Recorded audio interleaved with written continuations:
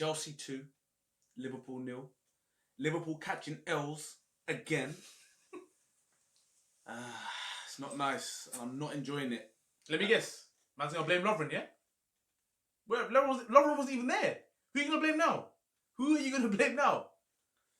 Listen, I think the first thing to talk about, and I think we've said it before, is that it's the winning breeds confidence and stuff like that. And I think catching an L against Atletico, catching an L against Watford, and then catching another L today it's like I said, it has a knock-on effect. And I'm not going to sit here and say, oh yeah, this is the end of the world. Oh my God, what the hell's going on? Listen, yeah, it's not ideal, but at the same time, like if you told me at the beginning of the season that Liverpool were going to get knocked out of the FA Cup, but they're going to win the Premier League, I would have bitten your hand off comfortably. So it's not excuses. Obviously, you want to win as many things as you can.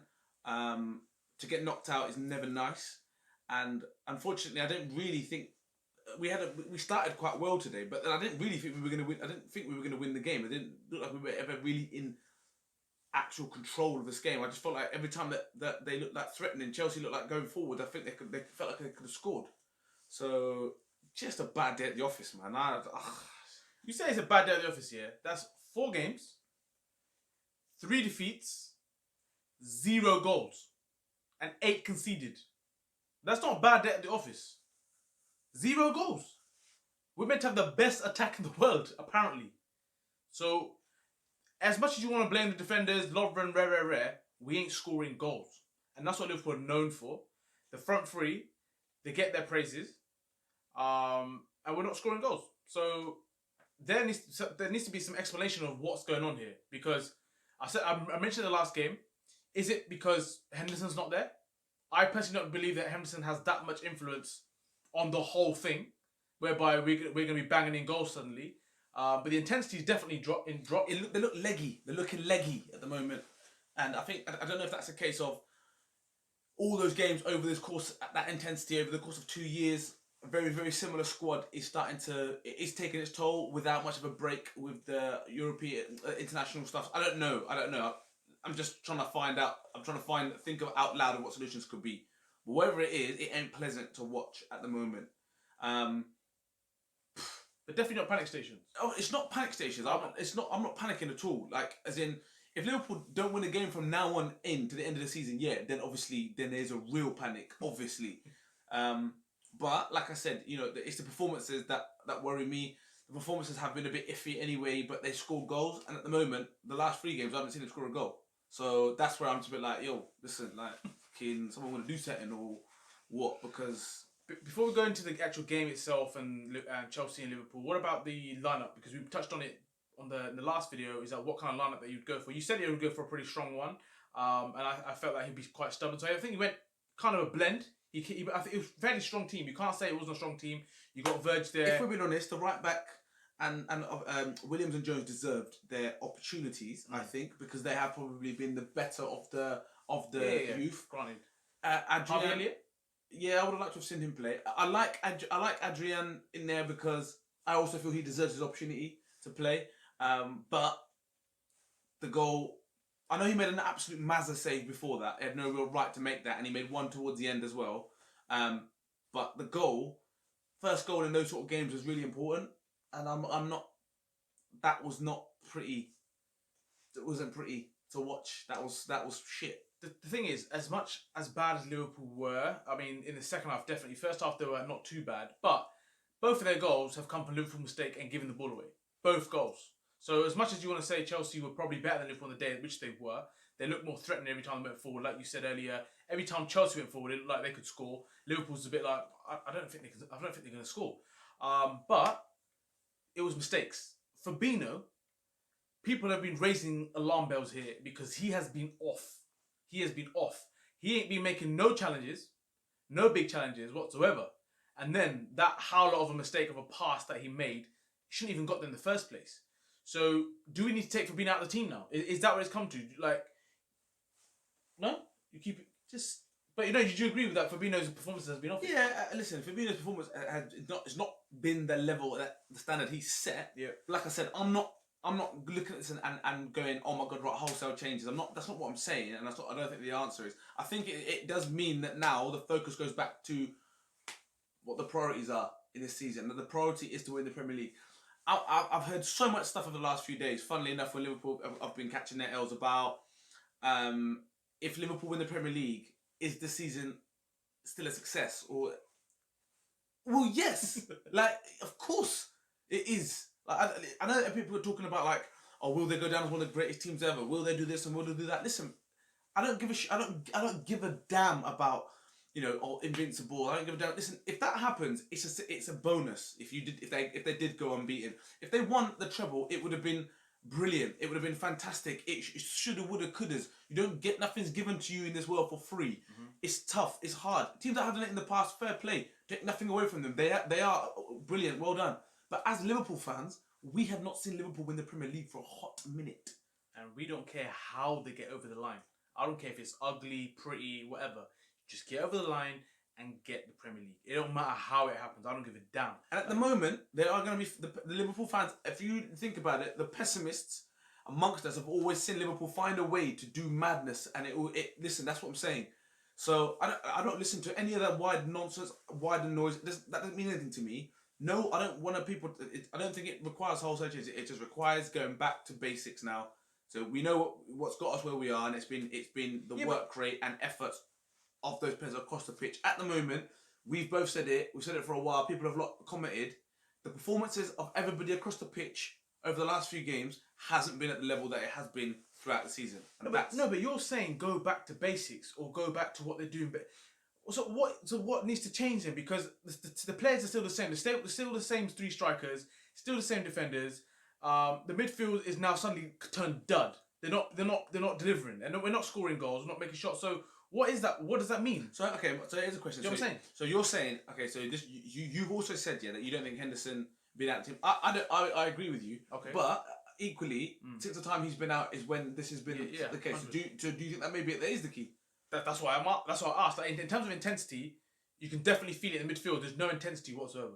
Like today, Minamino, he started off the game pretty well. Actually, he was doing things, hooking up with Mane, nice little 1-2s, little around the corner, taking the ball in tight gaps. I was thinking, yes, this is what I want to see. Second half, Minamino's nowhere to be seen. Nowhere to be seen.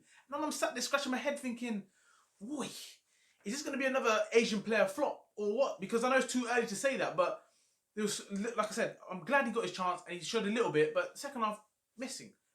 So that's what I'm trying to say. You're saying back to basics. So what happens then? So the only thing I will say is we need a ruthless streak as well in front of goal. Because let's be honest, that game from Liverpool perspective, that game should have been put to bed within 15 minutes. There was a chance with Chelsea were giving the ball away at the back and Liverpool to finish it. Kepa made a couple of saves, whatever. Origi had this chance. Listen, there was opportunities in that game to kill that game. Yeah, if Liverpool scored the first goal in that game, it's a different game as far as I'm concerned. I wouldn't say the game was dead. Even if they did take their chances. What I'm saying, if they take their chances, the game pans out differently. Then they have to come on to you, and then they can be one picked off. At the moment, when Liverpool were chasing the game, Liverpool could be picked off. One thing I will say is, as a Liverpool fan looking at Chelsea play today, Giroud should be starting for Chelsea regardless. Regardless, I've seen some of the clowns that you've got up there. Giroud's got to play for Chelsea. Yeah, he's a problem. Even if he lacks a little bit of, he's a bit rough around the edges, but the way he knows what he's good at. Do you know what I mean? He knows how to hurt people. And he tried to make out he's bare innocent afterwards. He's fouling, man. He's like, I rate that. 100%. Gilmour, jeez, what a player! What a player! Like, bruv, he was just playing so calm. Every time he got the ball, straight away looking forward, and it was so good to see as someone so young and just making the football look easy, light work. And I was thinking, what, brah? And that's what I want to say to Liverpool fans, that you always bang on about Curtis Jones, and you know how I feel about Curtis Jones at the moment. I want to see him do well, but right now, I'm not fully convinced that people are talking madness about how he could be the possible future Liverpool captain.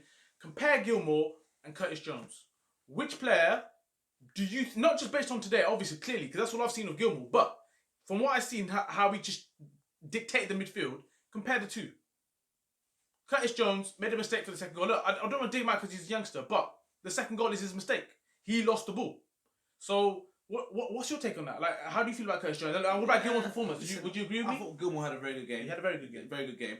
But I also just to say to you, I know you're obviously a bit vexed at the minute, but let's just put some perspective on what you just said. Yeah, listen. Curtis Jones has also scored goals to make Liverpool the reason they're actually here. Yeah.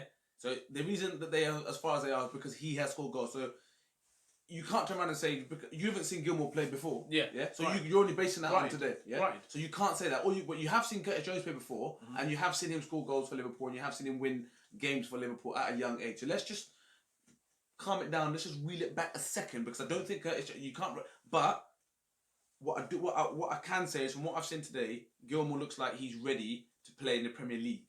Whereas I don't think Curtis Jones is. But that's only on today's performance. That's all I'm saying. That's what I was trying to say. Yeah, but you can't also say that Curtis Jones, he scored goals against Everton in the team when they had a full strength team out. He scored against Shrewsbury when we were dead. Took a penalty in one of the cup games when we weren't at it. So he shows that he has got cojones. But at the moment I'm looking at it thinking to myself, people think if this is what a lot of people, Liverpool fans, are saying that he's the answer. I don't think he is. I don't think he is, and I don't care. Other people can be like, he's young, give him a chance. Listen, I've also always said, you don't learn your trade at Liverpool. You don't learn your trade at that level. You learn your trade elsewhere, and you come to Liverpool and you play for Liverpool in the first team when you're ready. Don't learn your trade there, and I feel he's got a lot of learning to do. If you're telling me that you're willing to sell Wilson to make room for this guy, yeah, not for me. Not for me whatsoever. Exactly. That's all I'm trying to say. And I don't want people to get it twisted. That we want Curtis Jones to be good.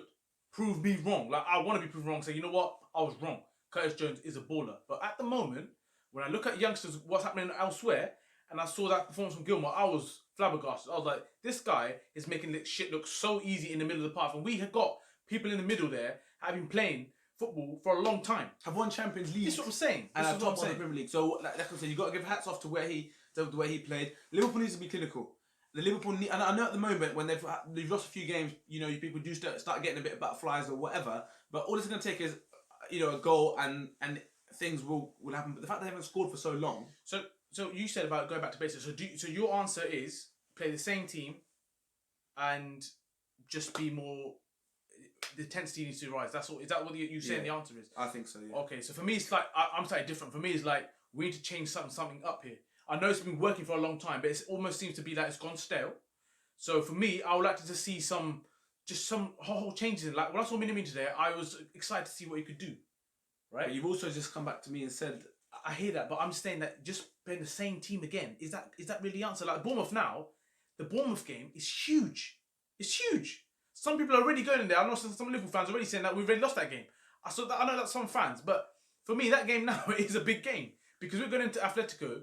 You cannot be going in losing to Bournemouth, losing to Chelsea, and losing to all the teams that we have done before. Like that game is big now.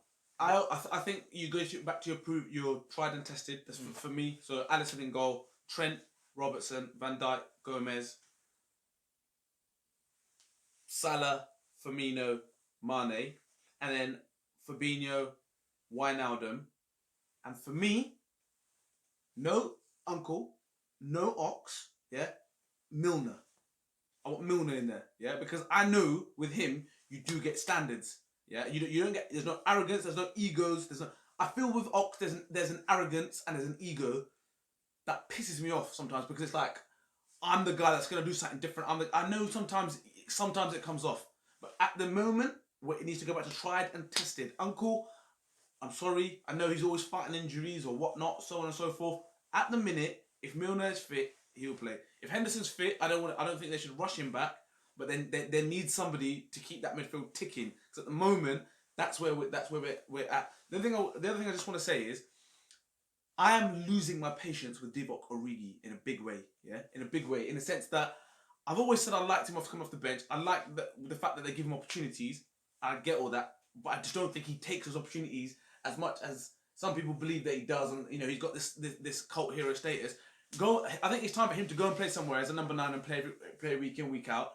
But I don't think he's at a top 6 club. That's my opinion, because I'm starting to get frustrated with him because, people always give him the benefit of the doubt because he has done good things for Liverpool, which he has. But you've also got to be realistic and understand that if you want to progress as a team, you can't be letting people like Ryan Kent go, who is an out-and-out winger, yeah, to have Origi playing wide left. That's the one that makes sense. And listen, I'm not saying Ryan Kent is the answer, but what I'm saying is, if you said to me you got Wilson and Kent as wingers and you're willing to let them go, but you're going to keep Origi as a centre forward to play him out wide left, I don't see how that works for me. That's just my. I don't know. I'm not happy, obviously, because I don't like Liverpool losing, but I'm looking at the players in there, and I don't think some of them. I just don't look at them, and I don't see that there's a fire burning in them to say, I'm vexed, give me the left. Let's go back to what we know. That's my concern. And I totally agree. And I think this is the thing, like, if now, especially in the summer, if you got the likes of someone like Timo Werner, say just, if he was in the team and he's coming on, you're going to be gassed. You literally, like, when I see Divock Origi at the moment, I don't get that feeling. Like you said, shake him, bro. Yeah, you just shake him, bro. You just do not get that feeling. So, listen, do you know what? The fact that Liverpool are going through this is actually, it could be a kind of a wake-up call. First of all, to get your act together, but also, the squad needs to improve. It needs to be deeper and stronger. And the summer, well, hopefully, Liverpool, if they want to stay at that level, they can't carry on doing what they're doing. Because otherwise, it's going to be a flash in the pan. It's going to be a Leicester, and it's going to be a Blackburn of old. And you don't want that to happen. And obviously, it's better than that already because they've won the Champions League and stuff like that. That's fine. But Man City have got Jesus. I know that they've got an open checkbook, but they've got Gabriel Jesus and they've got Aguero. 2 30 ballers. If there's one of them isn't playing, the other one is, and they're both 30. I'm looking at Mahrez. They got 2 silvers. KDB. Do you know what I mean? Do you know that them players that you can bring in? There's enough games in the season. You talk about overloading games. There's enough games to keep these mans happy. There's a lot of games in a season. It doesn't mean that you run these mans into the ground. It means you've got 2 people of that quality that you don't have to run into the ground in. Do you know what I mean? And with the African Cup of Nations coming up, and we've got 2 big players for us that are in the African Cup of Nations, there needs to be some thought behind that as well. So, like we said, we always get man of the match. Do you give it any Liverpool player man of the match? No. Why? Who? Can you tell me somebody? No. Anybody? Please? No. The only one I want to give it to is the right back. I just think he doesn't hide, but he also didn't have the best game. But I like the fact he doesn't hide. I like the fact that he backs his ability. So I will give it to him for Liverpool perspective. Him, but the man of the match is Gilmour. Happy Gilmour. Yeah, I think I 100% agree with that. Williams, as much as you said that he did the greatest games, but I love the fact that he loves to get on the ball. He wants to get involved, and he was involved. And he wasn't hiding. And he flew with the tackles, and some crosses came in that were decent as well. So yeah, like he's for me, he's proving that he's a good right back. So yeah, and Gilmour levels. Next game I believe is Bournemouth, right? As I said, as it's Bournemouth. So we'll see you into the next game. Let us know your opinions on this game. Is it panic stations or is it not for you? And what needs to change? That's the biggest question. Like for me, he's saying go back to basics. I'm saying we need some other changes in here to liven shit up. So let us know your opinion on that. And yeah, don't forget to share, like, subscribe, and definitely comment.